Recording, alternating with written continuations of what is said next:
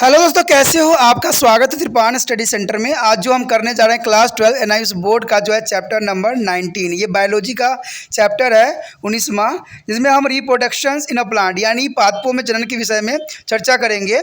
ये चैप्टर जो है बहुत ही इंपॉर्टेंट होने वाला है, क्योंकि हम रिप्रोडक्शन इन अ प्लांट के बारे में समझेंगे और जानेंगे कि पादप जो है जनन कैसे करते हैं। ये चैप्टर उन बच्चों के लिए भी बहुत महत्वपूर्ण है जिनका जो है सीबीएसई में पढ़ते हैं, जिनका एनसीईआरटी बुक है। अगर एनसीईआरटी बुक में अगर ये सिलेबस है रिप्रोडक्शन इन अ प्लांट, वो भी बहुत महत्वपूर्ण रखता है। साथ में 10वीं क्लास के जो बच्चे हैं जो सीबीएसई में पढ़ते हैं, एनसीईआरटी उनका जिसका बुक है, उनके लिए भी ये चैप्टर अत्यंत महत्वपूर्ण है। ठीक है, साथ में यूपी बिहार बोर्ड वाले बच्चों को भी ये काफ़ी इंपॉर्टेंट रहेगा। आपको पता है कि त्रिपान स्टडी सेंटर जो है ये आपको डबल डोज में लेके आता है। इंग्लिश और हिंदी मीडियम का जो है डबल डोज मिलेगा, जिसमें आपको इंग्लिश और हिंदी दोनों ही लैंग्वेज में समझाया जाएगा, जो कि बहुत ही काफ़ी इंपॉर्टेंट रहेगा।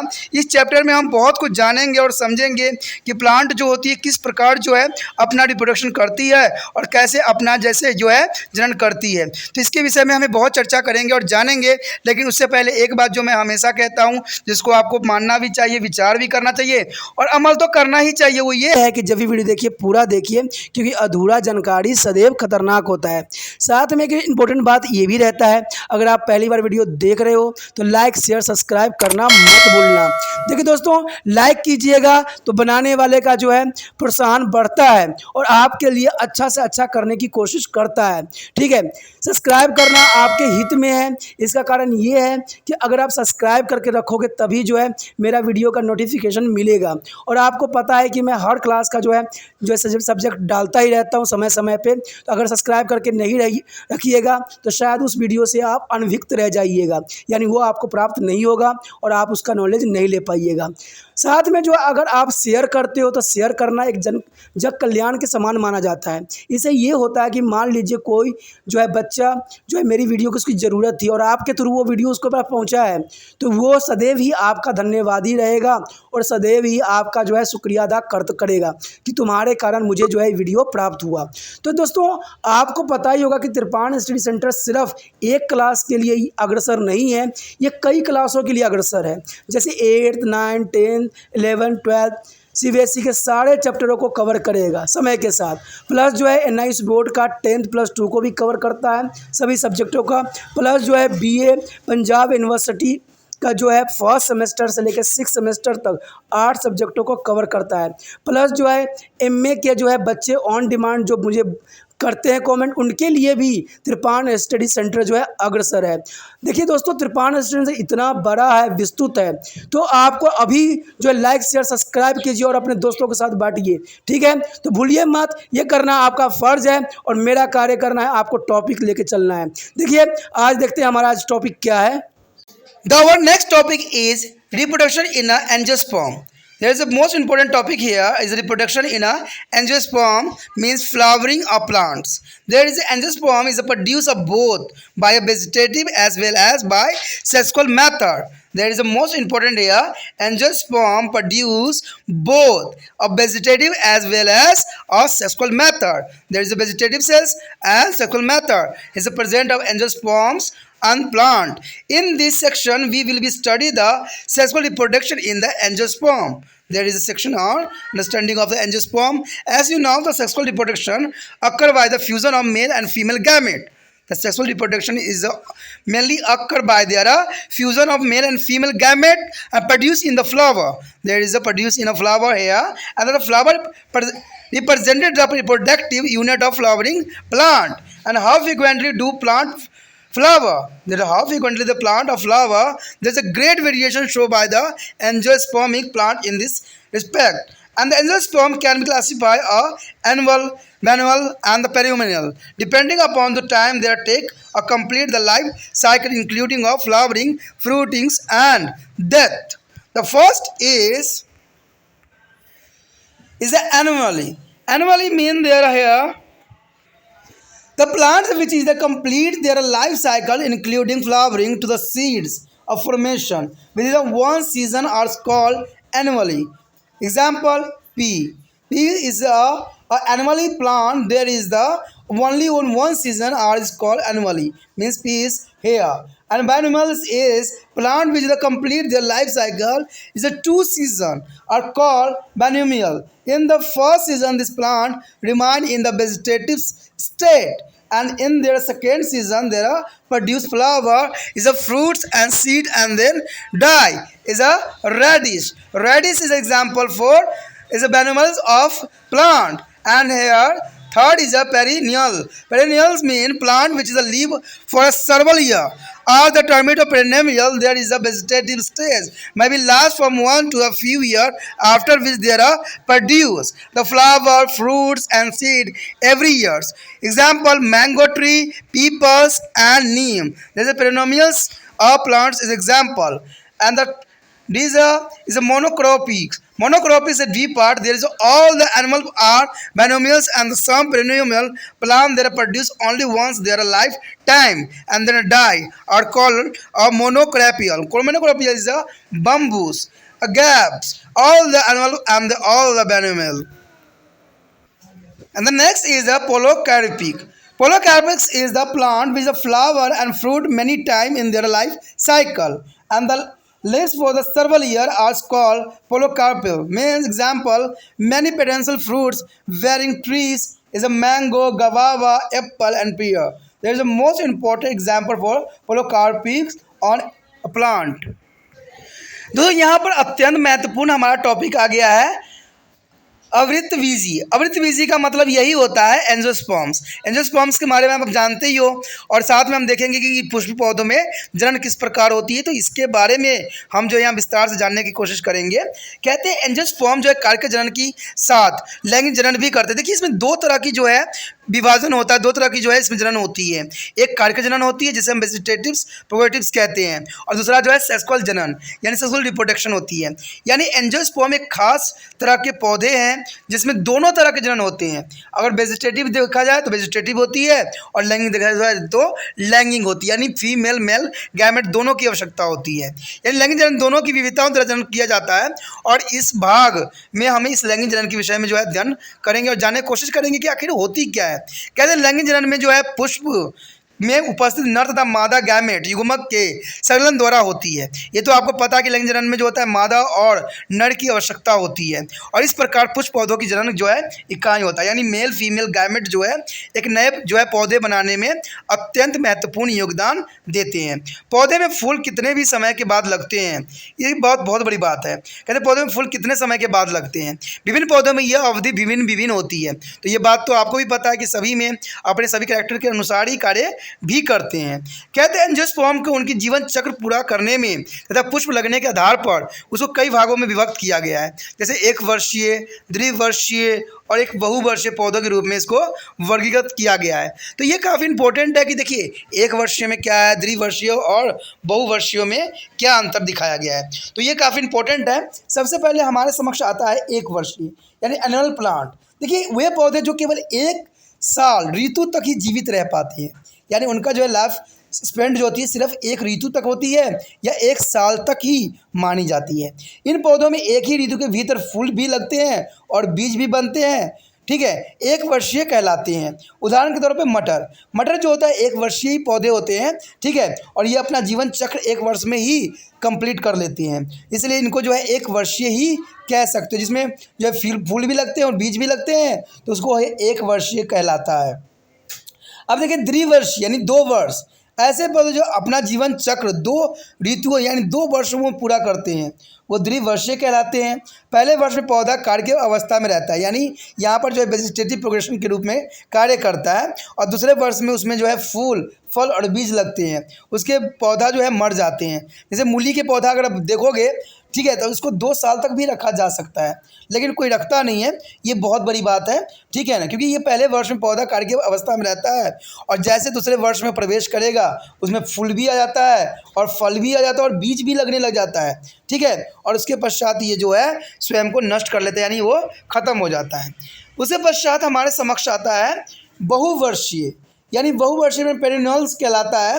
कहते हैं ऐसे पौधे जो अनेक वर्ष तक जीवित रहते हैं, यानी ये कई वर्षों तक जो है जीवित रहते हैं, वो बहुवर्षीय कहलाते हैं, ठीक है, कई वर्ष तक जिंदा रहता है।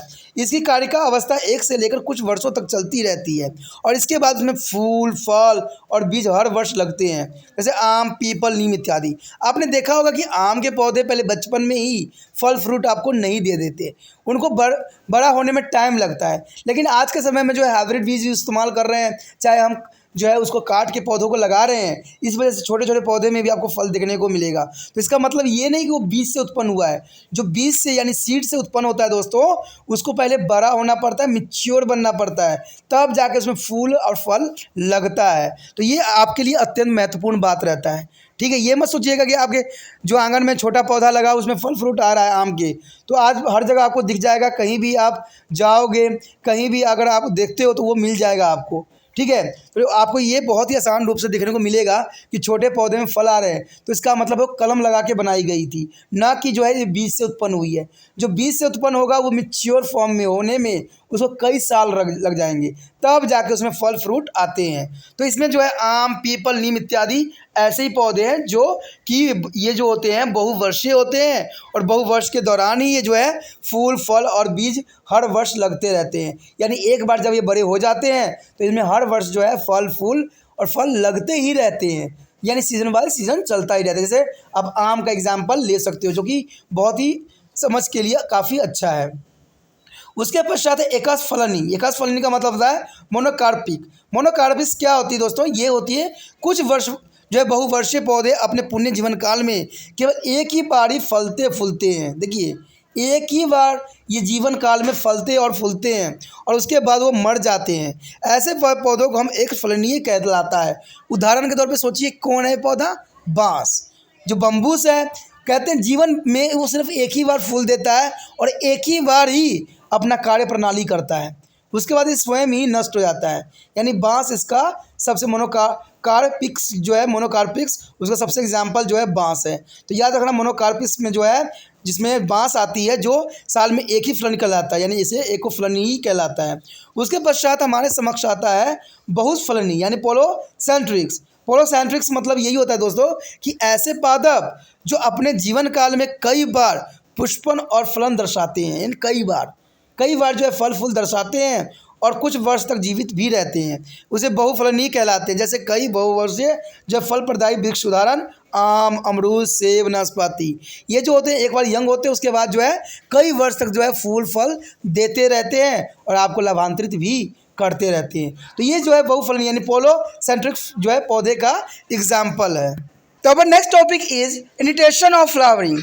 Friend, initiation of flowering means as there a seed germinate a new planets as emerge from it, and there are young plants is a grow to vigorous or the continually to grow till it is an antenne of defined shape and size with it is a vegetative parts. The vegetative parts here are root, stems, leaf.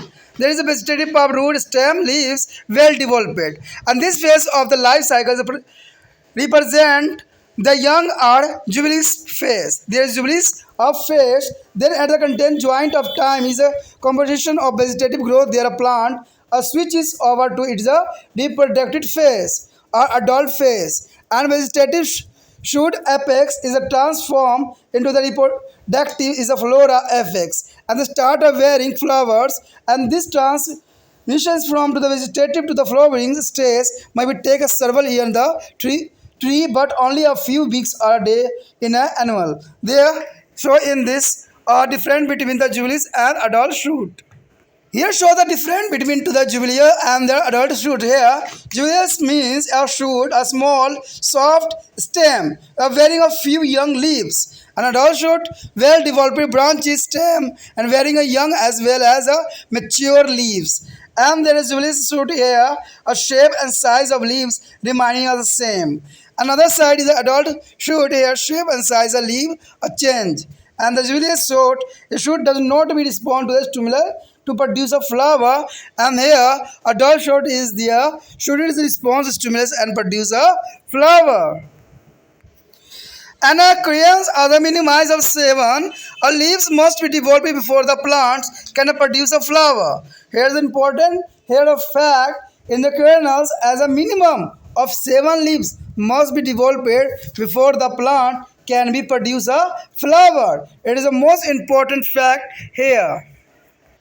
दोस्तों यहाँ पर इसी बात की चर्चा की गई जो कि बहुत ही इंपॉर्टेंट है, पुष्प की उत्पत्ति का शुभारंभ। देखिए पुष्प की उत्पत्ति का शुभ आरंभ कैसे होता है, ये बहुत इंपॉर्टेंट है। कहते हैं कोई भी चीज़ बनने के लिए कहीं ना कहीं कोई ना कोई जरिया जरूर होता है, और वही जरिया जो होती है आगे चल के डेवलपमेंट हो जाती है और एक नया रूप धारण कर लेती है। तो ये काफ़ी इंपॉर्टेंट है। कहते हैं बीज अंकुरित होकर एक नया पौधा बनता है, और यह युवा पौधा जो सक्रिय पूर्वक बढ़ता है और तब तक बढ़ता रहता है जब तक एक निश्चित आकार और आकृति के साथ इसके कार्य के जगह यानी जड़, तना और पत्तियां अच्छी तरह से विकसित नहीं हो जाते। जैसे आपको पता भी है कि तिरपान स्टडी सेंटर जो है अभी एक पौधा के रूप में है, इसमें कुछ भी नहीं ग्रोथ हुआ है, ठीक है, क्योंकि इसमें बहुत से बच्चे भी नहीं जुड़े हैं जिनको इनको फ़ायदा होना है, ठीक है, बहुत ही कहते हैं स्टार्टिंग स्टेज है। तो उसी तरह से कहते हैं अगर तिरपान स्टडी सेंटर को अगर बढ़ाना है तो अब मैं तो इसमें कहते हैं खाद पौधे सब कुछ दे रहा हूँ, ठीक है, हर तरह के न्यूट्रिशन देने की कोशिश कर रहा हूँ, लेकिन कहते हैं ना कि मेरे से नहीं होगा अकेला, क्योंकि इसमें जो है हवा की भी, धूप की भी ज़रूरत पड़ती है, हर चीज़ की ज़रूरत पड़ती है। तो उसी प्रकार से जो है जैसे कि मैं सिर्फ इसमें खाद दे रहा हूँ, इसको जो है कोशिश कर रहा हूँ बढ़ाने का, तो आप लोग जो इसको जितना हो सके जितना शेयर कर सको उतना जितना करोगे उतना ही आगे बढ़ेगा, और ये बढ़ेगा तो हो सकता है कि आपके लिए एक नया जो जरिया बन जाए समझने की, एक नया एक रूल रेगुलेशन बन जाए जहाँ पर आप अच्छे से इसको समझ सकते हो। तो कहते हैं कोई भी चीज़ स्टार्टिंग स्टेज से शुरू होती है, कोई डायरेक्ट ही बड़ा नहीं बन जाता है, ये एक मानने वाली बात है और समझने वाली भी बात है।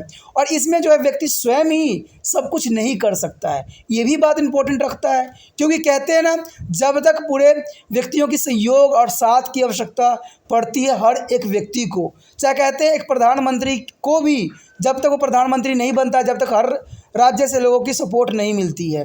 तो उसी प्रकार जो है कभी भी कोई भी ऑर्गेनाइजेशन आगे बढ़ना है और बढ़ाना है तो हर एक व्यक्ति को सहयोग की आवश्यकता है, और वो सहयोग तब मिलेगा जब आप लोग जो ये वीडियो को जितना हो सके शेयर करोगे और उन बच्चों तक पहुंचाने की कोशिश करोगे जिनको ये ज़रूरत है, तभी जाके जो है कहते हैं ना किसी चीज़ की जो है सार्थकता सिद्ध होती है।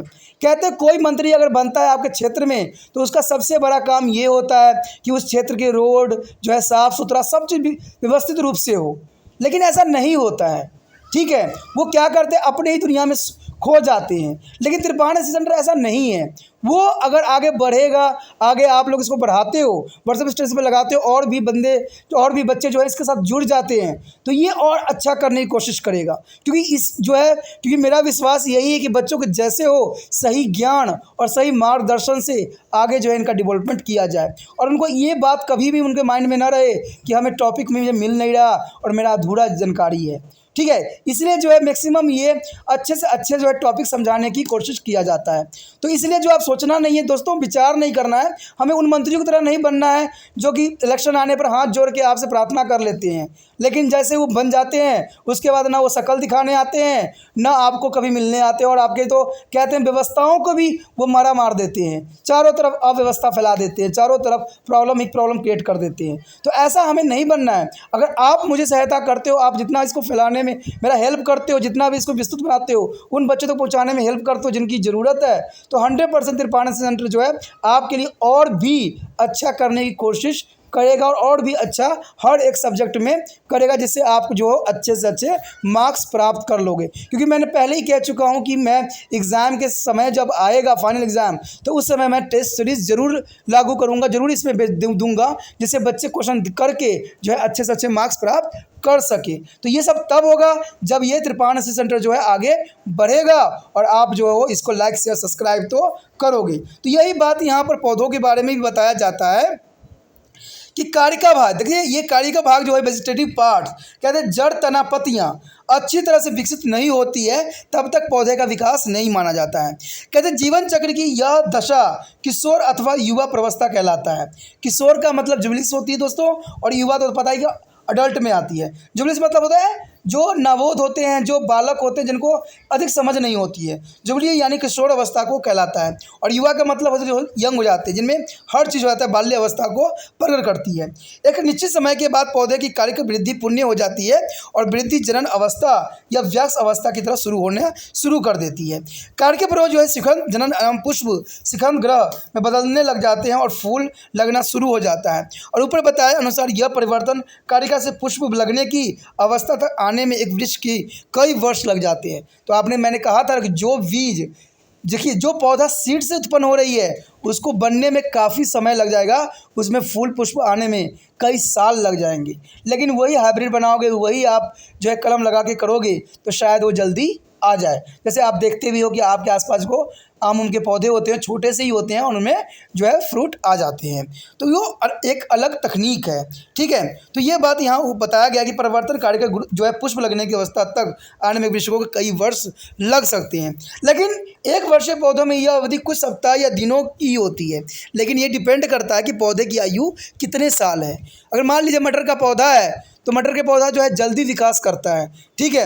तभी तो इसको मेडलफ ने भी अपने एक्सपेरिमेंट में चुना था, क्योंकि बहुत ही सडनली इसमें पुष्प भी आ जाते हैं और जल्दी ये फल भी जाते हैं। तो इसलिए मेडलफ ने भी इसका जो है चयन किया था, क्योंकि शॉर्ट पीरियड इसके लाइफ टाइम थे। अब यहाँ पर हमारे समक्ष जो है एक इम्पोर्टेंट बात दी गई है कि युवा अथवा वयस्क में क्या अंतर है। तो ये बहुत काफ़ी इंपॉर्टेंट बात भी रखता है, इसे आपको समझ में आएगा जुबलियस जो होते हैं कौन होते हैं, शूट होते हैं, और जो अडल्ट शूट होते हैं वो क्या होते हैं, यानी युवा प्रो और जो वयस्क प्रो में क्या अंतर होता है। देखिए मैंने पहले ही कह दिया है कि जो जुबलियस होते हैं यानी जो छोटा होते हैं, वयस्क युवा जैसे कहते हैं, बालक कहते हैं, वो बहुत ही इंपॉर्टेंट होते हैं। ये शायद आपको पता ही होगा, वो काफ़ी छोटे होते हैं, ठीक है, जिनमें काफ़ी विकास नहीं होता है, छोटे कोमल स्तंभ जिनमें थोड़ी सी ही नई नई पत्तियाँ होती है, कम ही से कम पत्तियाँ होती है। लेकिन वही वयस्क देखोगे आप तो सुविकसित स्तंभ तथा पत्तियाँ भी काफ़ी अमाउंट में देखने को आपको मिलेगा। पत्तियों की आकृति तथा आकार एक से बने रहते हैं, यानी पत्तियों की आकार जो होती है छोटे छोटे ही होते हैं। जबकि दूसरे में अगर देखोगे वयस्क में तो पत्तियों की आकृति या उनका आकार बदलता रहता है, यानी कभी पतला छोटा होगा, कहीं बड़ा होगा, कहीं और बड़ा होगा। पर्व में अन्नोदीपन के प्रति अनुक्रिया नहीं होती जिनमें फूल बनते हैं। इसमें अनुक्रिया कहाँ से होगी, क्योंकि अभी बच्चा है, छोटा है, तो इसमें फूल नहीं बनते हैं। जबकि वयस्क में क्या प्रभाव, फूल लगने वाले उद्दीपन से अनुक्रिया करने लग जाते हैं, जो कि काफ़ी इंपॉर्टेंट है। एक फैक्ट वाली बात ये भी होता है कि धान्य फसलें यानी केरल में पौधे में फूल लग सकने के लिए कम से कम 7 पत्तियां का होना आवश्यक है। देखिए कोई भी पौधा अगर बड़ा होता है तो कम से कम जो है 7 पत्तियां होना अत्यंत महत्वपूर्ण है, तभी जो है उसमें फूल जो है खिलते हैं। तो ये आप नोट करके भी देखना, आसपास कहीं पड़ोस में कहीं एक पौधा होगा तो देखना उसमें 7 पत्तियां आई है, और जैसे 7 पत्तियां आएगी वो है अपना पुष्प के लिए अनुक्रिया करना शुरू कर देगा। तो ये फैक्ट है जिसको आपको जानना है और कोशिश करना है कि इसको प्रैक्टिकली देख सके। The next topic is factor affecting the flowering. Friend, here is the most important topic here, factor affecting of flowering. The flowering is the plant is affected by the temperature, mineralizations, and the light is the photoparallelism. Here, mineralization is a low temperatures treatment which is the stimulate aerial flower formations on some plants called mineralization. Mineralization is there is a very small which stimulate aerial flower formation. And photoparallelism. Photoparallelism is a biological response, is a growth and flowering to their duration of a light and dark period and received by a plant in a specific sequence. And there are sex in a flower. There is a sex in the flower. You have studied the lesson 5 shoot system. The flower influence fruit and family. The flower may be a bisexual having both stem and carpus is a unicellular. Unisexual is the stimulate of pistoli and carpellus. I have learned already is a lesson 5 shoot system. You must watch the shoot system in a flower. The most important topic for you. In a some diglosses in a species there may be a chromosomal basis of sex determination. For example, a XX and a YY chromosome. You have already learned there XX chromosome. XX mean is a female chromosome and the XY is a male chromosome. The male and a female plant may be always be to difference in the leaves of their growth substance. For example, plant of Cosocomis is which is a bear of male flower have a high globariums and the content to compare it to those and which wear only female flower. The application of their gabrolians from the outside can be introduce the formation of the male flower even to the genetically a female plant and treating to male plant with the essence to the thelins might be dipole functionally and a female flower. The above response has also been seen is a canobios. The parts of a flower. As we have already studied, the typical flowers where a four was born on the thalamus or stalk. There is a wall from outside or calyxis is a concept of spell and coronalla. Corolla consists of the petals and the androculums is the consist of stamen and the gynoeciums are the pistil is a consist of the carpellus. They try to recall it. There is a role of reproduction. Their two outermost wall as a known as a now stimulus and accessory wall as they act of reproduction but do not directly take part in the process. The other two whorls is the androcolliums is a male reproductive organ and gynoeciums male is a female reproductive organ as known as the ancestral. Internal organs and is a gynoeciums is a female reproductive organ. There is the most important here, and the wall there is the absence from the flower may will lead to the failure of the sexual reproduction. Here show the one flower diagram here. Here is the TLS of the typical flower. There is a cup as a gynoecium is present is a central and the stamen androcilium is a present other side. There are petal corolla and the pels calyxis here and thalamus is a present of central on flower. There is a most important diagram for the exam view of the 10th class also and the all at the NCERT book. दोस्तों यहाँ अत्यंत महत्वपूर्ण बात आती है कि पुष्पों को प्रभावित करने वाले कौन कौन से कारक और फैक्टर बनते हैं। देखिए पौधों में पुष्पों का लगना तापमान और प्रकाश पे डिपेंड करता है। ये तो आपको भी नॉलेज है क्योंकि प्रकाश रहेगा तभी भोजन बनाएगा और तापमान रहेगी तभी जो है ग्रोथ भी करेगा। तो इसलिए जो है तापमान बसंतीकरण और जो है प्रकाश प्रकाशिकलिता कहलाता है। यानी तापमान को हम बसंतीकरण कहते हैं और प्रकाश को जो है हम प्रकाशकालिता के द्वारा जो है प्रभावित होती है। तो जो पौधे प्रभावित होना लाजमी है। कहते हैं अगर हम देखा जाए बसंतीकरण यानी वेरिलाइजेशन जो होती है दोस्तों इसका मतलब यही होता है कि निम्न ताप पर उपचार जिसमें फूलों का बनना प्रेरित होता है। यानी फूल बन देखिए कोई चीज़ जो होती है प्रेरित होने के पश्चात ही बनता है क्योंकि प्रेरित नहीं होगा तो फूल बनना होगा ही नहीं, संभव ही नहीं है। तो ये बात इंपॉर्टेंट रखता है। अगर प्रकाशलीता मतलब होता है फोटोपेरिलिज्म का मतलब यही होता है कि यह किसी पौधों में वृद्धि अथवा पुष्पन की वह प्रक्रिया है जो पौधों पर पड़ने वाले प्रकाश की जब कलावधि के प्रति होती है। यानी ये जो है काफ़ी कलावधि के दौरान जो है ये काफ़ी विस्तृत करती है। पुष्पों में अगर हम लिंग देखें, ठीक है, अगर पुष्पों में हम लिंग देखें तो इसके बारे में मैंने आपको जो है 5th चैप्टर में भी बहुत डिस्कस किया जब हम सूट रूट कर रहे थे तो उसमें भी हमने बहुत डिस्कस किया जहाँ हमने फूल पुष्पक्रम तथा फूल तथा कुलों में भी हमने बात किया था जो कि काफ़ी इंपॉर्टेंट वहाँ पर था। यहाँ पर कहते हैं फूल या तो द्विलिंगिक होते हैं यानी पुकेसर अथवा स्त्री दोनों ही संयुक्त हो सकते हैं या एक लिंगी होते हैं जिसमें पुकेसर अथवा स्त्री केसरी उत्पन्न होती है। तो ये पुष्पों के लिंग होते हैं, ठीक है, पुकेसर और स्त्री केसर, ठीक है। तो ये आपको याद रखना है कि ये जो होते हैं पुष्पों के लिंग होते हैं।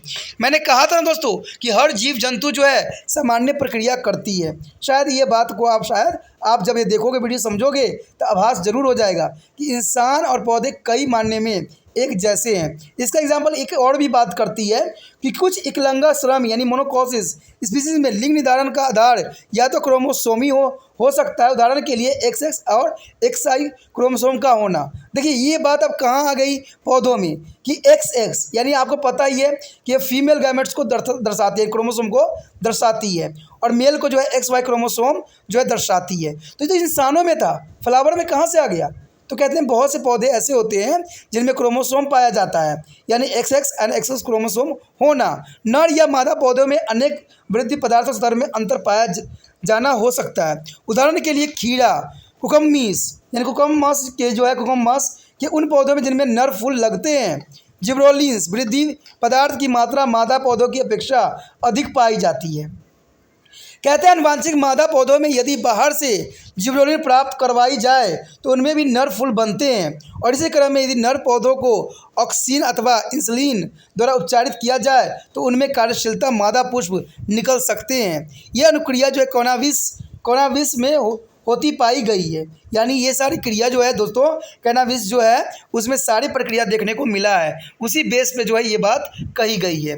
अब अगर हम देखें तो यहाँ पुष्पों के भाग, अगर अच्छा कौन कौन से भाग जो होते हैं पुष्प जो है फूलों में पुष्प में देखने को मिलता है आपको, जैसे आप पहले ही पढ़ चुके हैं उसके बारे में, आपको पता ही है कि उसमें सबसे पहले होता है 12 दल चक्र, जिसे 12 दलों से मिलकर बना होता है। उसके बाद दल चक्र होता है जिसे पखुड़ियों से मिलकर बना होता है। उसके बाद पुमंग होते हैं, जैसे पुमंग में मतलब होता है पुकेसरों से मिलकर बनना। जयांग और स्त्रीकेस यानी अंडे से मिलकर बनता है। तो ये चार चीज़ें जो होती है पौधों में बहुत इंपॉर्टेंट पार्ट और भूमिका अदा करती है। कहते हैं जनन में इसकी भूमिका में विवरण में याद करें 2 बाहरी चक्रों को अनावश्यक और अतिरिक्त के रूप में जाना जाता है, क्योंकि ये जनन प्रक्रिया में भाग नहीं लेते हैं। अन्य 2 चक्र अथवा पुमंग यानी नर जनन अंग और जयांग मादा जनन अंग को आवश्यक चक्र के रूप में जाना जाता है, क्योंकि इनकी अनुपस्थिति में फूलों में जनन प्रक्रिया असफल हो जाएगी।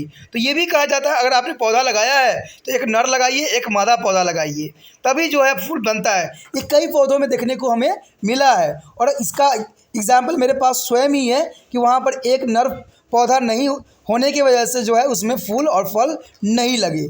तो ये सारे आप भी आसपास अपने देख सकते हो कि इसमें कितनी इंपॉर्टेंट नर और मादा प्लांट की होती है, पौधों की होती है, जो कि अपना विशेष स्थान रखता है। आपके समक्ष जो है एक पुष्प की जो यहाँ पर डायग्रामेटिक है, जो कि 10वीं क्लास के बच्चों के लिए भी जो है ना NCERT पढ़ रहे हैं उनके लिए भी अत्यंत महत्वपूर्ण है और एग्ज़ाम व्यू से भी काफ़ी इंपॉर्टेंट रखता है। ठीक है, मैंने कहा ना ये वीडियो जो है कई क्लासों के बच्चों के लिए फ़ायदा पहुंचा सकता है। तो इसमें जो है एक जो है प्रकृति पुष्प की अनुप्रस्थ कार्ड दिखाया गया है। अगर आप यहाँ पर देखोगे तो अंडा जयांग दिखेगा और पुकेशर दिखेगा।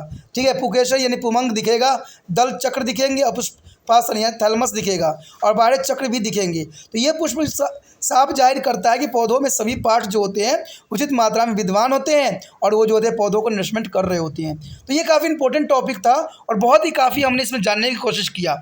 अगला टॉपिक दोस्तों और भी अत्यंत महत्वपूर्ण है, जब हम पुकेशर, लघु बीजाणु और परागण कण कैसे प्राप्त करते हैं, यानी हम पोलिनेशन के बारे में पढ़ेंगे कि कैसे पौधा जो है फर्टिलाइज होता है और कैसे जो है ये फूल जो है फल में कन्वर्ट होता है। तो अगला चैप्टर जो है और भी अगला काफ़ी इंपॉर्टेंट, अगला टॉपिक जो हमारा होगा काफ़ी इंपॉर्टेंट होगा, जिसको आपको देखना चाहिए और तभी समझ पाओगे कि कैसे परागण कण के जैसे के रिगार्डिंग पौधे जो है जनन करते हैं और इसमें जो है पॉलीग्रेन का क्या इंपॉर्टेंट है, पोलिनेशन का क्या इंपॉर्टेंट है और कैसे पोलिनेशन होता है, इसका कौन कौन से पोलिनेशन के माध्यम है, ठीक है, कौन कौन से स्रोत है जिससे पोलिनेशन होती है। तो इस सारे विषय में हम चर्चा करेंगे अगले टॉपिक में, तो अगला टॉपिक देखना मत भूलना। इसी के साथ जो है दोस्तों हमारा टॉपिक आज खत्म हो रहा है। ठीक है, अगर आपको अच्छा लगा तो लाइक शेयर सब्सक्राइब जरूर कीजिए। अगर पहली बार अगर आप वीडियो देख रहे हो, पहली बार मेरे चैनल पे आए हो तो सब्सक्राइब करना आपका फ़र्ज़ बन जाता है। सब्सक्राइब करने से ये होगा कि जो भी मैं आप क्लास के रिगार्डिंग कोई भी वीडियो डालूंगा उसका नोटिफिकेशन जो है समय समय पर आपको प्राप्त होता रहेगा। अगर सब्सक्राइब नहीं कीजिएगा, अगर आप दोबारा से तिरपान सेंटर पर आने की कोशिश कीजिएगा तो वहाँ पर आप तिरपान लिखिएगा तो जो है वो तिरपस कर देगा। ठीक है, जो आप गूगल पर सर्च करेंगे वो तिरपस कर देगा, जिसकी वजह से आप जो है मेरे वीडियो का जो है फ़ायदा नहीं उठा पाओगे। तो सोचिए मत, विचार मत कीजिए, सब्सक्राइब कीजिए। आप सोचते होइएगा कि मेरे जो एग्ज़ाम खत्म हो जाने के मेरा क्या ज़रूरत है तिरपान स्टडी सेंटर से। ठीक है, तो इसलिए सब्सक्राइब नहीं करने को सोचिएगा, लेकिन दोस्तों ऐसा नहीं है। तिरपान स्टडी सेंटर जो है बहुत हेल्पफुल है, क्योंकि ये जो है आपके 8th class 9th 10th 11th 12th जो आर्ट्स के सब्जेक्ट को कवर करता ही है, प्लस जो है ये NIC बोर्ड के जो है 10th प्लस 2 को भी कवर करता है। साथ में BA जो है फर्स्ट ईयर से लेकर 6 सेमेस्टर तक बच्चों के लिए ये अग्रसर रहेगा आर्ट्स सब्जेक्ट में। तो सोचिए नहीं, विचार नहीं कीजिए, काफ़ी जो है तिरपान स्टडी सेंटर का फ़ायदा ही फ़ायदा है। ठीक है, अगर आप मुझे प्रोत्साहित करोगे तो आपके लिए मैं तरह तरह के वीडियो बनाऊँगा जो आपको फ़ायदा पहुँचाएगा। एग्ज़ाम के तौर पर मैं आपको जो है पेपर भी आपको सोल्यूशन करके दिखाऊंगा जो आपके लिए फ़ायदेमंद रहेगा। अगर नहीं सब्सक्राइब कीजिएगा, मेरा मनोबल घटेगा, तो हो सकता है कि आपको फिर दोबारा मैं ना वीडियो बनाऊं और आपको फ़ायदा ना पहुंचाऊं। तो अभी भी नहीं सोचिए, मेरा जितना आप फैलाइएगा, जितने दूसरे बच्चों के साथ शेयर कीजिएगा, उतना जो है मैं आपके लिए कार्य करने में अग्रसर रहूँगा। ठीक है दोस्तों, इसलिए सोचिए मत, विचार मत कीजिए, अभी सब्सक्राइब कीजिए और अपने व्हाट्सएप स्टेटस पर लगाइए और दूसरे बच्चों के साथ भी शेयर कीजिए। ठीक है दोस्तों, अपना ध्यान रखना, बाय।